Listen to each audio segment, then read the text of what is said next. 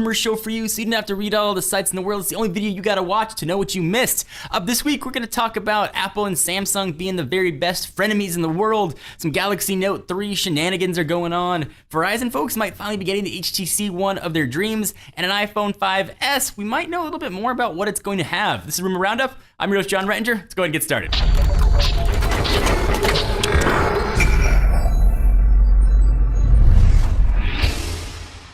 Alright, so let's start with the Apple and Samsung news. These two love to hate each other. Evidently, Apple is switching back to Samsung for LCD screens. Lawsuits clearly won't stop Apple from partnering with Samsung, which means it may cut orders from other partners such as Sharp and LG. Sucks to be them. The reason behind the move is likely a nod to the South Korean company's ability to produce touch screens using thin glass in super large quantities very fast. The glass is used in everything from the iPhone and the iPad, MacBook. Samsung is also one of Apple's largest suppliers of processors and memory. Part of me though kinda misses the old Steve Jobs way of doing things. We had a similar situation back when the iPhone first came out and they were trying to get all the flash storage out there. Essentially, Apple went to all the supply chains that sold flash storage and said, listen, give it all to us for the next 5 years. We will overpay for it. Essentially, that created a shortage for every other company. I'm kind of surprised Apple is not just going to go in and snap up a supply chain that creates displays and buy all the raw materials and create a bottleneck for everybody else. Makes for a fun story. The Galaxy Note 3 supposedly is going to pack a Snapdragon 800 processor, a more powerful chip than the Snapdragon 600 in the Galaxy S4, as well as a pretty similar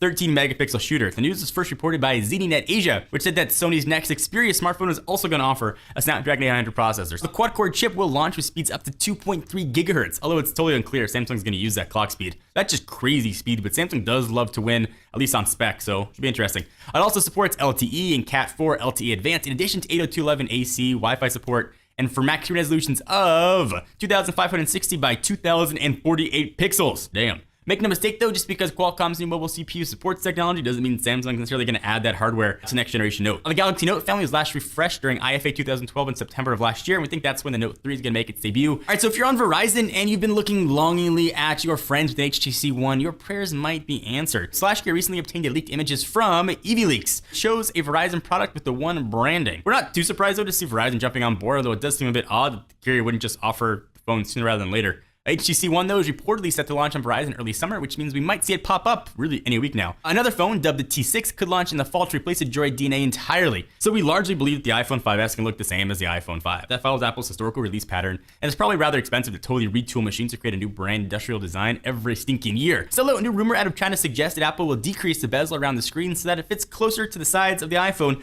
similar to what you see on the iPad mini, which for me is awesome. The story first popped up from Weifang Network, which also said that Apple plans to increase the number of pixels in its screen from 730,000 on the Retina display to 1.5 million pixels. We're gonna know all this information very soon. Apple's WWDC kicks off in June, and we expect we'll hear much more about iOS 7. Software is gonna power the next iPhone, although we believe the device won't launch though until early fall. But whatever they announce, we will be there live to show you everything that's coming. So of course, stay tuned to Techno Buffalo. We take a minute to thank our friends and sponsors at AMD.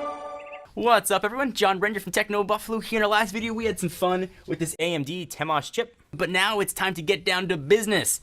It's not a spy tool, it's the AMD A6 APU. It's actually a thing you're going to want to use to do games on, do your computing on, and do everything you do on a computer. So what I do most on a computer is I want to play some games. So I installed the game that we play the most here at Techno Buffalo office. We actually have pretty heated Left 4 Dead battles, so we installed Steam on this guy, put Left 4 Dead 2 on it, and I want to see how it performed. It's kind of crazy to see something that looks like this, eventually going to be in a package that looks like this. This is going to be the new A-series chip. It's going to power pretty awesome looking devices, but I really want to see that awesome look, so just skin deep, or if we can actually play some games. Let's go ahead and take a look. I knew it could handle everything on the lower settings, so we thought it'd be more interesting and a better test of the machine's capabilities to bump it up. So we kicked it up to 1080p, we kept the film grain at about 30%. Effect detail, we went to high. The model texture detail also got kicked up to high. I wanted to see how it performed if we had any frame rate dropping, what the boot time was, if the fans kicked on like crazy, and just how overall gameplay was.